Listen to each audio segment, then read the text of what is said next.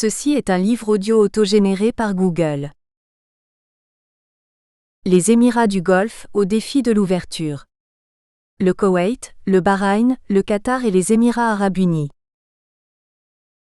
Comprendre le Moyen-Orient. Collection dirigée par Jean-Paul Chagnolo. Vivi KEFALA, l'évolution du Liban, les facteurs déterminants, 2011. RPORTEILLA, J. Fontaine, Picard, Alarceneux, Dire, Quel État pour quelle Palestine 2011. Guillaume Vareille, Les frontières de la Palestine. 1914 à 1947, 2010. Aline Baldinger, Israélien-Palestinien. Libre parole au-dessus du mur, 2010. Mohamed El Battiui, La gestion de l'eau au Moyen-Orient 2010. François Sardar, Lawrence d'Arabie. Thomas Édouard, Cet inconnu 2010. Marie-Thérèse Oliversaidi, Le Liban et la Syrie au miroir français, 1946 à 1991, 2010. André Poupard, Adaptation et immutabilité en droit musulman 2010. Mohamed Gunad, Saïd Qutb. Itinéraire d'un théoricien de l'islamisme politique, 2010. Alireza Manafzadeh, La construction identitaire en Iran 2009. Firouzeh Nahvandi, Dire, Mouvement islamiste et politique 2009. Kazem Khalifé, Le Liban phénix à l'épreuve de l'échiquier géopolitique international, 1950 à 2008, 2009. Bara Mikhaïl, La Syrie en 50 mots-clés 2009. Jean-Jacques Luty, Lire la presse d'expression française en Égypte, 1798 à 2008, 2009. Aurélien Turc, Islamisme et jeunesse palestinienne 2009. Christine Millimono, La secte des assassins, 11e-13e siècle, 2009. Alexis Normand. Les Émirats du Golfe au défi de l'ouverture. Le Koweït, le Bahreïn, le Qatar et les Émirats arabes unis. L'Harmattan. Du même auteur. Le blues de la Migale, Journal d'un blanc chez les frères paysans en Haïti 2003. L'Harmattan. Copyright L'Harmattan, 2011. 5 à 7, rue de l'École Polytechnique, 75 005 Paris. http://www.librairieharmattan.com. Diffusion.harmattan@wanadoo.fr. harmattan@wanadoo.fr. ISBN 978 2 296 55 303 3. EAN 9 782 296 553 033. Introduction. Micro-État richissime au milieu de géants régionaux, les Émirats du Golfe arabo-persique se distinguent par leur ouverture et leur modernisme. Partageant avec leurs grands voisins arabes un même ancrage bédouin, tribal et islamique, ces monarchies sont aussi traversées par les tensions politiques, économiques, sociales et religieuses liées à l'abondance soudaine de richesses au sein de sociétés traditionnelles. L'originalité des Émirats tient aux solutions nouvelles qu'ils s'efforcent d'apporter à ces problématiques, pariant sur la tolérance plutôt que le repli identitaire, l'économie de marché plutôt que l'étatisme, la diversification économique et l'insertion dans la mondialisation plutôt que l'inertie de la rente pétrolière. Leur histoire explique en partie ce choix de l'ouverture, puisqu'ils émergent comme entités autonomes grâce à l'intervention d'une puissance étrangère, la Grande-Bretagne, contre des forces hégémoniques régionales, les Ottomans au XIXe siècle, les Saouds au début du XXe siècle puis enfin l'Iran au moment des indépendances. Les Britanniques, soucieux de morceler la péninsule arabique, élèvent les émirs au rang de souverains en reconnaissant à leur territoire un statut de protectorat. Dès lors, le nationalisme émirien trouve plus à s'exprimer dans le refus des ingérences régionales que dans l'opposition à l'Occident. La nécessité vitale de former des alliances extra-régionales, en particulier avec les États-Unis, se renforce après les indépendances avec l'essor de l'économie pétrolière.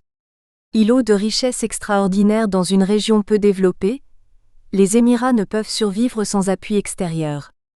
Avec une population cumulée d'environ 3 millions de nationaux, et de 12 millions en comptant les travailleurs expatriés, le Bahreïn, le Koweït, le Qatar et les Émirats arabes unis, ne pèsent pas lourd face aux 23 millions de Saoudiens, aux 30 millions d'Irakiens et aux quelques 70 millions d'Iraniens. Leurs trois grands voisins n'affichent-ils pas chacun à leur manière des tendances HE accent aigu GE accent hégémonique? L'Arabie saoudite en tant que forteresse de l'islam, l'Irak comme chantre du panarabisme, ou l'Iran dont la révolution islamique a voulu prendre la tête des chiites de la péninsule? Gage de stabilité extérieure, l'ouverture sur le monde est un facteur de succès économique et de rayonnement culturel, plaçant ces micro-États au cœur des interdépendances régionales. Mais le choix de la mondialisation est aussi source de tensions internes. Il force les Émirats à se poser les mêmes questions que le Japon à l'heure du Meiji. Comment s'ouvrir sans perdre son identité? Comment adapter la structure tribale du pouvoir à la modernité? Comment tenir compte des exigences démocratiques, qui bouleversent déjà le Bahreïn? Aussi, la question de la soutenabilité du modèle de développement de ces États est centrale. Leur stabilité intérieure dépend de leur capacité à offrir un projet d'avenir à leurs citoyens, notamment en garantissant une amélioration continue des conditions de vie, et donc une croissance suffisante. Or, celle-ci est encore largement tirée par la richesse pétrolière et les investissements extensifs qu'elle permet. De plus, ce modèle s'est traduit par l'afflux systématique de travailleurs expatriés, qui forment désormais une majorité de la population. Cette seule pression démographique oblige les Émirats à repenser non seulement leur modèle économique, mais aussi à redéfinir leur contrat social, et ce malgré l'insolence des réserves en hydrocarbures d'eux. À l'heure où le printemps arabe bouleverse les rapports entre les peuples et leurs dirigeants à l'échelle régionale, interrogeant les fondements de la légitimité du pouvoir, cette redéfinition est devenue un gage essentiel de stabilité et de développement durable pour les Émirats. L'émergence des pétromonarchies du Golfe. Sujet au flux et au reflux des conquêtes, les vastes espaces désertiques qui forment les Émirats passent sous la domination successive de diverses tribus bédouines au cours des siècles. Il faudra attendre l'entrée en scène des Britanniques au XIXe pour figer ces positions. En se plaçant sous leur tutelle, les tribus abdiquent leur souveraineté extérieure, mais obtiennent en échange la reconnaissance de leur mainmise sur les terres intérieures. L'histoire des Émirats débute longtemps avant leur émergence comme entité distincte au XIXe siècle. Il est utile d'en rappeler les grandes lignes pour comprendre leur ancrage géopolitique et culturel, car la partie arabe du Golfe Persique participe sans discontinuité au bouleversement du monde depuis la haute antiquité jusqu'à nos jours. Au cours de cette longue histoire, ces territoires interagissent successivement avec les puissances de Mésopotamie, d'Arabie centrale au début de l'ère islamique, puis avec l'Empire ottoman, pour être enfin confrontés aux appétits européens à partir du XVIe siècle, quand les Portugais entament la conquête des Indes. Le champ géographique de ces interactions ne cesse de s'étendre jusqu'à nos jours. A. Des territoires intégrés au grand mouvement du monde. 1. De la route de la soie à la route des Indes. La civilisation antique de Delmont. Une première civilisation nommée Qala al-Bahrain, ou Delmont émerge autour des 3e et 2e millénaires AV. JC3. Centrée sur l'île du Bahreïn, elle s'étend du sud de l'Irak au nord du sultanat d'Oman actuel. Carrefour commercial pour l'échange du cuivre produit par le royaume de Majan en Oman, Delmont assure le lien entre la civilisation sumérienne en Mésopotamie et l'empire élamite, ancêtre de la Perse IV. Les écrits de l'ancienne Babylone désignent Delmont comme le lieu d'où provient le pétrole 5, qui est utilisé depuis la haute antiquité comme combustible et pour le calfatage des bateaux 6. L'éclatement en une multitude de royaumes de l'empire sumérien d'Akkad en 2004 AV. JC entraîne le déclin de Delmont avec celui de l'activité commerciale. Des artefacts babyloniens mentionnant le roi Nabuchodonosor sur l'île de Falaïka au large du Koweït actuel et sur l'île de Bahreïn témoignent quelques siècles plus tard de l'intégration du Golfe au vaste ensemble de l'empire néo-babylonien, 625 à 539 AD. JC et à son successeur Achéménide, 556 à 330 AV. JC. C'est le premier empire perse à régner sur les deux rives du Golfe Persique 7. Des Grecs à la dynastie sassanide. Lorsqu'Alexandre le Grand conquiert l'Empire achéménide en 330 av. J.C., il dépêche depuis Babylone ses généraux Néarque, puis Archia, Androstène et Hieron pour explorer le Golfe et découvrir le Bahreïn. Ils établissent une colonie sur l'île de Falaïka, à 20 km au sud du Koweït actuel 8. Hieron contourne l'ensemble de la péninsule arabique pour atteindre l'Égypte avant de rentrer à Babylone 9, reliant ces terres à une nouvelle voie commerciale. L'empire séleucide fondé par les héritiers d'Alexandre intègre l'industrie perlière déjà florissante du Bahreïn à son commerce avec l'Inde. Les Séleucides perdent finalement le contrôle du Golfe au IIe siècle av. J.C. au profit des Parthes, 247 à 224 av. J.C., venu du plateau d'Iran. Le grec Persicos, qui désigne les Parthes 10, donne depuis son nom au Golfe. L'empire parthe, devenu dynastie sassanide, 224 av. J.C. 651, va s'enrichir pendant près de 800 ans du commerce de la soie entre l'Occident et l'Orient jusqu'à son renversement par les armées islamiques. Sa domination féodale sur les royaumes semi-autonomes de la côte ouest du Golfe lui assure le contrôle de cette route de la soie alternative, qui va de Palmyre au sud de l'Arabie, pour franchir le détroit d'Ormuz et rejoindre les Indonzes. Les Perses font du Golfe leur Mar Nostrum, contribuant au développement des comptoirs des deux rives et au brassage des populations. L'islamisation du Golfe. Creuset d'une culture hybride, qui résulte d'échanges commerciaux et de migrations pluriséculaires entre la péninsule arabique et la Perse 12, la région est le foyer de traditions religieuses très développées avant l'islam, d'abord avec les divinités de Delmon puis avec les dieux grecs importés par Alexandre.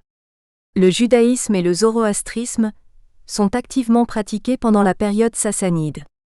Le christianisme nestorien prospère au Bahreïn, avant de s'étendre sur l'empire sassanide, contribuant à son unification politique et religieuse. Une église de l'ère pré-islamique à Akaz, au Koweït actuel, et un monastère sur l'île de Baniya, dans l'émirat d'Abu Dhabi 13 en témoignent. Fondé par le prophète Mahomet au début du 7e siècle, l'islam balaie ses religions en l'espace d'une génération. En 630, 2 ans avant la mort du prophète, les musulmans prennent la Mecque. En 632, l'influence de l'islam s'étend déjà dans la majorité de la péninsule arabique, grâce aux conversions pacifiques des tribus arabes. Les territoires qui forment les Émirats actuels sont parmi les premiers islamisés.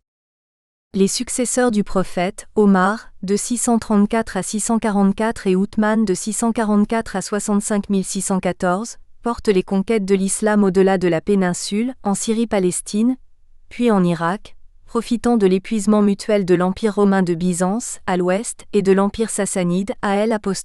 Et les Omeyyades, 651 à 750, qui succèdent au premier calife, déplacent la capitale de Médine à Damas.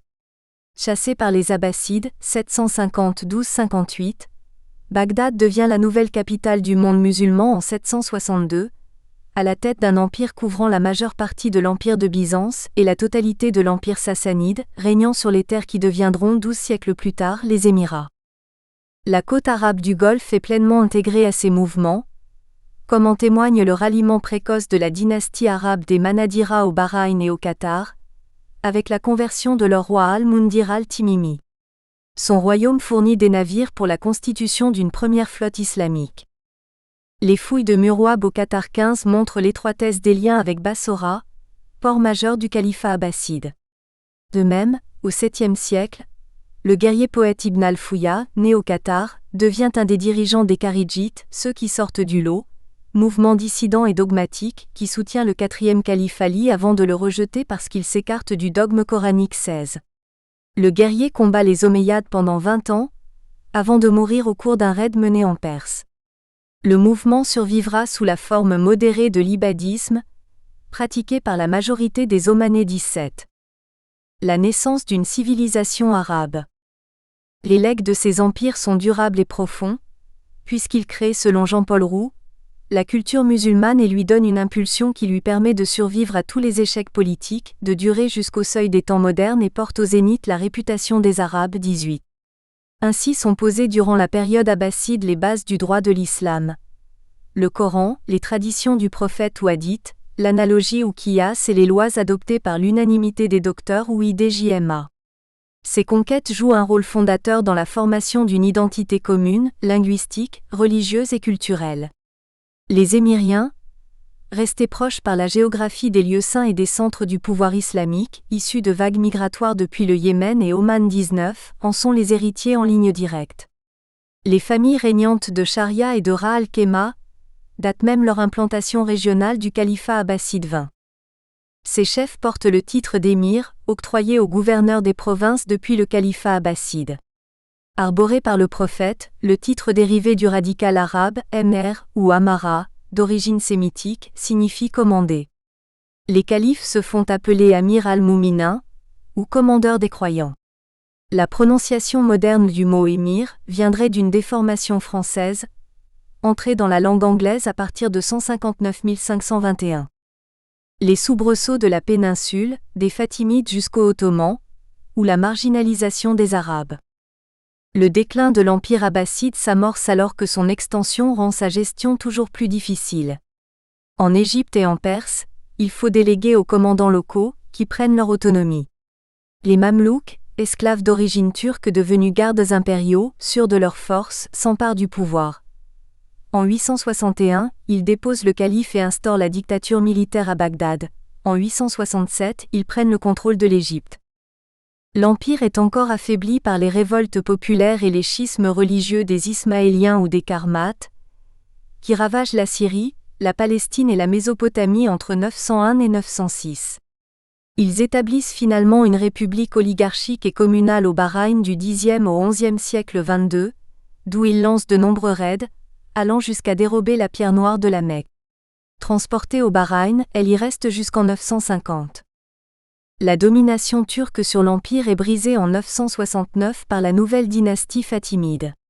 Elle fonde au Caire un nouveau califat, arrachant aux Abbassides l'Afrique du Nord et la Syrie-Palestine avant les invasions des croisés du XIe siècle. En cette période d'intense déclin, le califat abbasside passe sous la domination de la dynastie perse des Bouyides en 945, puis des Turcs seldjoukides en 1055. Les califes abbassides ne gouvernent plus que nominalement. Pour un temps seulement, les seldjoukides ramènent l'ordre, ils reprennent la Syrie aux Fatimides et conquièrent de larges pans d'Anatolie. Les Karmates du Bahreïn sont soumis en 107 823. Mais les invasions mongoles portent le coup final à cet empire. La prise de Bagdad en 1258 par Hulagu Khan, petit-fils de Gengis Khan, marque la fin du règne islamique unifié sous emprise arabe. Si les Mongols sont finalement repoussés au-delà de l'Euphrate par les Mamelouks d'Égypte, l'intégrité territoriale des deux rives du golfe Persique est dissoute. L'effondrement des grands empires et la segmentation territoriale qui s'ensuit contribuent à la désaffectation des circuits commerciaux du Golfe. L'ouverture par la dynastie du Caire d'une voie maritime depuis la mer Rouge jusqu'aux Indes accentue cette marginalisation. L'Empire ottoman, qui émerge en 1299 sur les ruines de l'Empire byzantin, ne brisera jamais l'isolement du Golfe, même après la conquête des provinces irakiennes en 1534. Enfin, la dynastie chiite des Séfévides, qui va régner sur l'Iran à partir du début du XVIe siècle, marque une rupture profonde, à la fois territoriale et religieuse, avec l'Empire ottoman sunnite. Le golfe Persique, divisé entre ses deux rives, perd pour longtemps son rôle de maillon commercial entre l'Occident et l'Asie. La rivalité entre Portugais et Ottomans pour le contrôle du golfe Persique.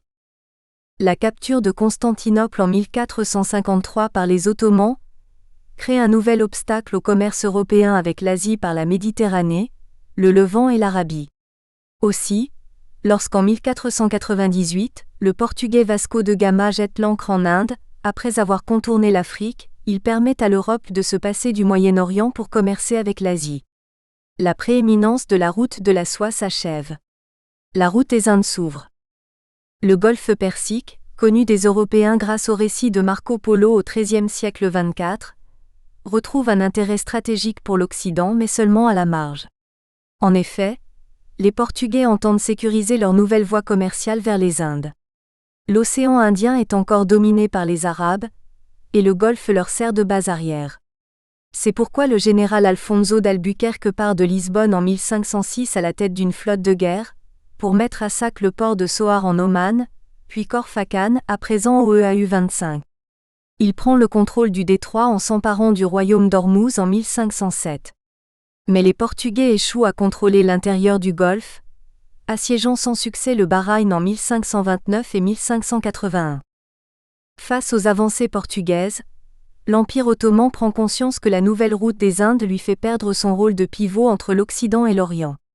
Pour empêcher ce contournement, l'Empire tente de s'imposer sur le Golfe et en mer d'Arabie. Il occupe l'embouchure du Tigre et de l'Euphrate, le Tchad et l'Arabe en 1546.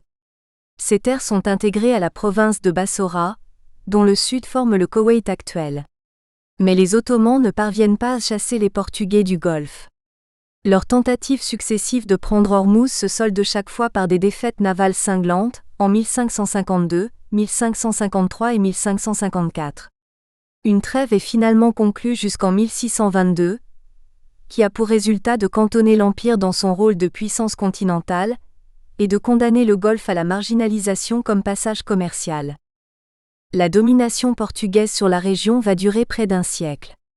Le déclin interviendra seulement au début du XVIIe siècle, avec l'entrée en scène de puissances européennes et régionales. Ainsi, invités à commercer dans la région par le Shah Abbas, les Hollandais et les Anglais infligent au Portugal une défaite cuisante à Bandar Abbas en 1625. Sur terre, le mouvement national omanais des Yarouba les oblige finalement à céder Mascate en 1650. L'émergence d'émirats arabes semi-autonomes. Ces puissances européennes n'exerceront jamais de contrôle direct sur les terres intérieures du Golfe Persique, en raison même de son rôle stratégique marginal. Sans métissage ni christianisation réussie, les Portugais laissent peu de traces de leur passage, sinon quelques forts des garnisons côtières Adiba, Corfacan, Kalba ou Bidiya, aujourd'hui Ozo. De même, si les Ottomans poussent leur avantage jusqu'au Qatar et Abu Dhabi, leur contrôle est aussi superficiel, faute de richesses locales avérées. Ce contrôle mou permet aux tribus d'Arabie centrale et du Golfe Persique de profiter d'une réelle autonomie, à l'origine de leur domination contemporaine sur les Émirats. Un grand chamboulement des pouvoirs en place s'opère au tournant du XVIIe et du XVIIIe siècle, quand les Al-Saoud arrachent à la confédération de tribus des Bani Ralid la majeure partie du contrôle de la péninsule arabique. Chassées des bonnes terres, victimes de la sécheresse, de nombreuses tribus d'Arabie centrale s'installent dans les oasis proches de la côte du Golfe où elles se sédentarisent. Les familles qui règnent sur les Émirats sont toutes issues de ces grandes migrations. Sujets au flux et au reflux des conquêtes impulsées par les avancées saoudiennes, les vastes espaces désertiques qui forment les Émirats passent sous la domination successive de diverses tribus bédouines au cours des siècles. Il faudra attendre l'entrée en scène des Britanniques au XIXe pour figer ces positions. En se plaçant sous leur tutelle, les tribus vont abdiquer leur souveraineté extérieure, mais obtiendront en échange la reconnaissance de leur mainmise sur les terres intérieures. Encadré 1, l'origine des familles régnantes. Les Al-Nahyan qui règnent sur Abu Dhabi sont comme les Maktoum de Dubaï, issus d'une branche de la tribu d'Arabie centrale des Baniyya, sédentarisés le long du Golfe à la fin du XVIIe siècle. Le cheikh Nahyan du clan des Al-Bufala s'établit dans l'oasis de Liwa, d'où il fédère plusieurs clans. Pour ne pas se laisser absorber par l'avancée saoudienne, l'arrière-petit-fils de Nahyan, Chakbu, déplace en 1793 le centre du pouvoir vers l'île d'Abu Dhabi au positionnement stratégique plus favorable. L'unité politique des Baniyya se fissure quand les Al-Maktoum, du clan des Al-Bufalaza, font sécession et s'installent à Dubaï en 1833 pour y fonder leur propre dynastie. Cette sécession, soutenue par les Al-Qassimi de Sharia, entraîne des affrontements qui dureront jusqu'à la signature d'un traité de paix officiel en 1843, parrainé par les Anglais. Le pouvoir des Al-Maktoum y est officiellement reconnu. La prise de contrôle des Al-Sabah sur le Koweït, où ils s'installent en 1725, suit le même schéma. Ils profitent de la désagrégation du clan des Bani Ralid face aux Saouds, pour conquérir leur autonomie et s'imposer comme chefs tribaux du Koweït à partir de 1766. Cette prise de pouvoir provoque la fuite vers le nord-est du Qatar du clan rival des Al-Khalifa, installé au Koweït depuis le début du XVIIIe siècle. De cette position, ils arrachent en 1783 le Bahreïn aux Perses. Le clan arabe sunnite règne depuis sur la majorité chiite de l'île, réduite dans un premier temps à un quasi-servage. Les Al-Khalifa dominent aussi la péninsule qatarie jusqu'au XIXe siècle, dont les clans locaux doivent leur verser des tributs. Les Al-Thani, initialement sous la tutelle des Al-Khalifa, mettront plus de 2 siècles à imposer leur souveraineté sur le Qatar. Ils y émigrent depuis le Nejdh à la fin du XVIIIe siècle, et s'allient à la puissance saoude émergente pour gagner en autonomie face au califat, désormais basé au Bahreïn. En 1820, ces derniers tentent de réaffirmer leur autorité par la force sur le Qatar, mais les Britanniques interviennent. Ils imposent aux Al-Thani de payer un tribut au califat, en signe d'allégeance. Mais ils reconnaissent aussi l'autorité des Al-Thani sur le Qatar, posant les bases de leur souveraineté future. C'est après un semblable arbitrage que le cheikh Jassim Al-Thani prend le titre d'émir en 1878. 2. Des protectorats anglais aux indépendances. L'entrée en scène des Britanniques. Au cours du XVIIe siècle, les Anglais et les Hollandais supplantent les Portugais dans le golfe 26 pour sécuriser à leur tour les étapes commerciales sur la route des Indes. En Perse, Bandar Abbas devient un comptoir commercial de première importance pour la Hollande, la Grande-Bretagne et même la France. La perte de l'île de Karg par les Hollandais au profit d'une rébellion arabe en 1766 entraîne leur retrait définitif du Golfe et laisse les Anglais sans rivaux véritables. Une fois sécurisés, les Britanniques pourront faire du Golfe une voie de communication privilégiée vers les Indes, par le Levant et la Mésopotamie, évitant ainsi de contourner l'Afrique ou de passer par Suez. La ligne postale par bateau à vapeur entre Bassora et Bombay, ouverte en 1862, continuera de servir malgré la percée du canal de Suez en 186 927. Enfin, l'introduction en 1865 d'un télégraphe passant par le Levant, et reliant la Mésopotamie à Ormuz jusqu'en Inde redoublera l'importance stratégique du Golfe 28. De la côte des pirates à la côte de la Trêve. Pour pérenniser leur suprématie, les Britanniques s'efforcent de contenir l'émergence de puissances hostiles, européennes ou locales. En 1798, ils s'allient aux Albusettes d'Oman pour tenir les Français à l'écart de la mer d'Arabie et de l'Inde. Cette alliance provoque l'hostilité des Al-Qawasim, clan rival établi à Sharia et Ras al-Khéma 29. Leur établissement à Bandar Lingey sur la côte perse, ainsi qu'une flotte de quelques 60 vaisseaux 30, leur permet de contrôler le détroit d'Ormuz et d'imposer le paiement d'une taxe aux navires de passage dans le Golfe 31. Face au refus des Britanniques de s'y soumettre, les Qawasim se livrent au pillage systématique des navires de la Compagnie des Indes orientales. Pour délégitimer leurs adversaires, les Britanniques donnent alors à la côte arabe du Golfe son célèbre surnom de côte des pirates. C'est donc en réaction à cette piraterie, devenue intolérable, que la marine royale britannique met à sac Ras al-Khéma, en 1809 puis en 1811. Comme les incursions arabes ne cessent pas, une large flotte part finalement de Bombay en 1819 pour anéantir l'intégralité de la marine Qawasim en 1820.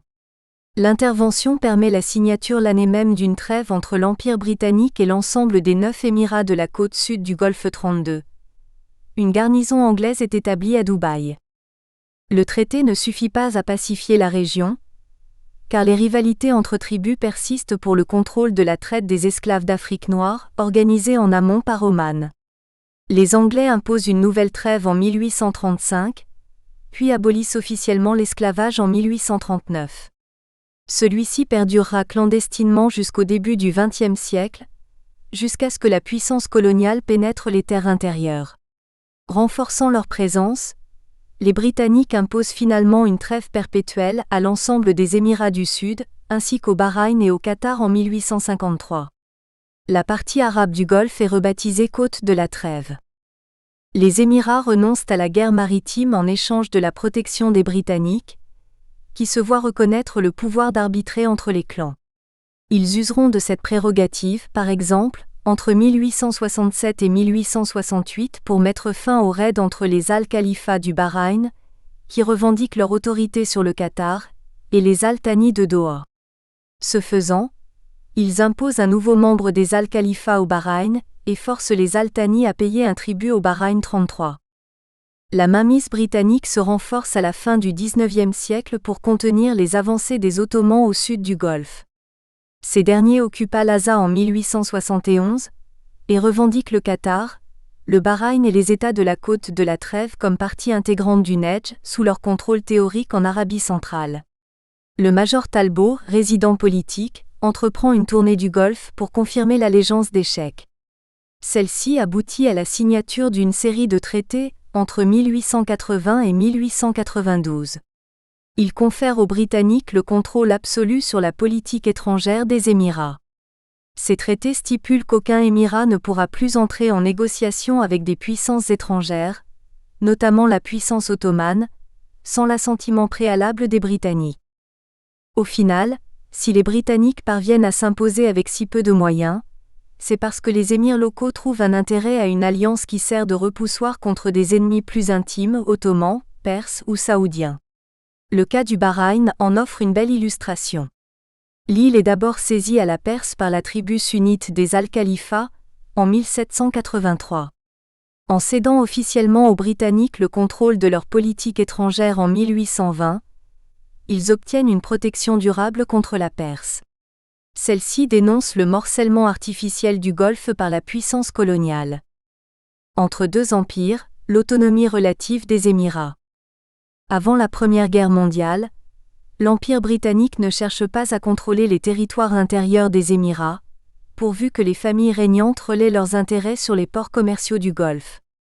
Les Ottomans ne cessent cependant de considérer comme des dépendances ces régions semi-autonomes. En témoigne le titre de Kaymakam, gouverneur d'une sous-entité régionale, octroyée aux émirs du Koweït, du Bahreïn et du Qatar. L'influence britannique est plus complète sur la côte de la Trêve, qui forme depuis 1971 les eaux. Le Koweït joue de ses rivalités pour se détacher de la province de Bassora sous tutelle ottomane.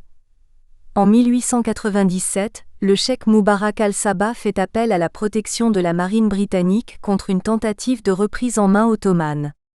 L'intervention aboutit à la signature d'un traité en 1899, qui concède aux Britanniques le contrôle de la politique étrangère du Koweït, dès lors placé dans la même sphère d'influence que les autres Émirats.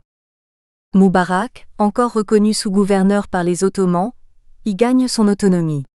En 1904, Lord Curzon, vice-roi des Indes, le rencontre au cours d'un voyage d'observation dans le Golfe. Il note qu'il s'agit de loin de la personnalité la plus masculine et la plus vigoureuse qu'il ait rencontrée dans le Golfe, concluant que le cheikh a définitivement rompu avec les Ottomans 34. En réalité, ce dernier attendra la Première Guerre mondiale, en 1915, pour choisir son camp. Le Koweït devient officiellement un protectorat. La formation des frontières, à l'ombre de l'Arabie saoudite.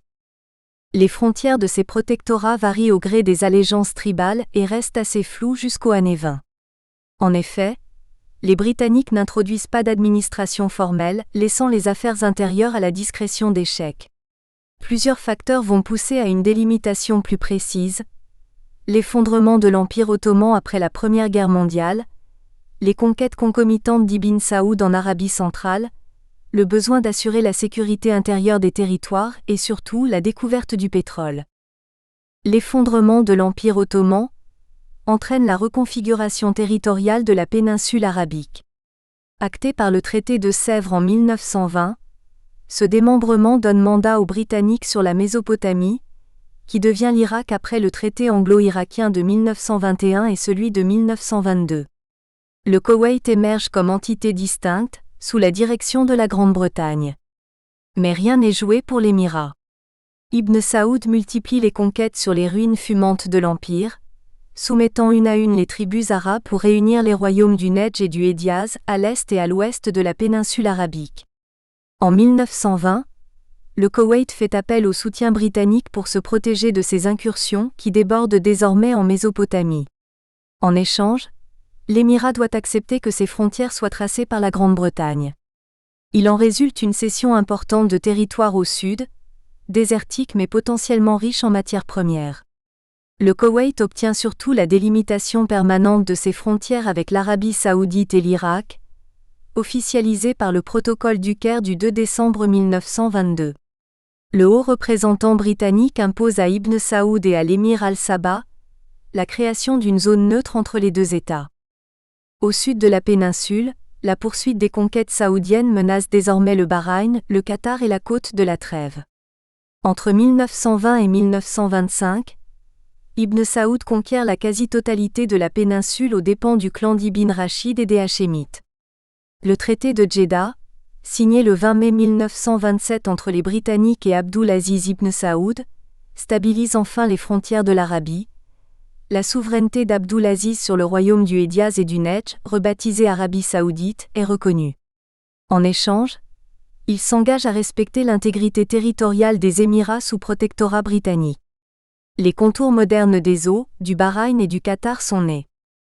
Ces nouvelles frontières deviennent bientôt la limite véritable de souveraineté des émirs, car les Britanniques exigent des familles régnantes qu'elles assoient leur autorité sur l'ensemble de leur territoire.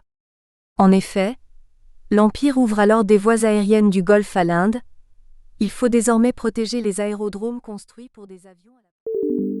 Nous espérons que vous avez apprécié cet aperçu. Pour continuer à écouter ce livre audio sur Google Play Livres, utilisez le lien dans la description de la vidéo.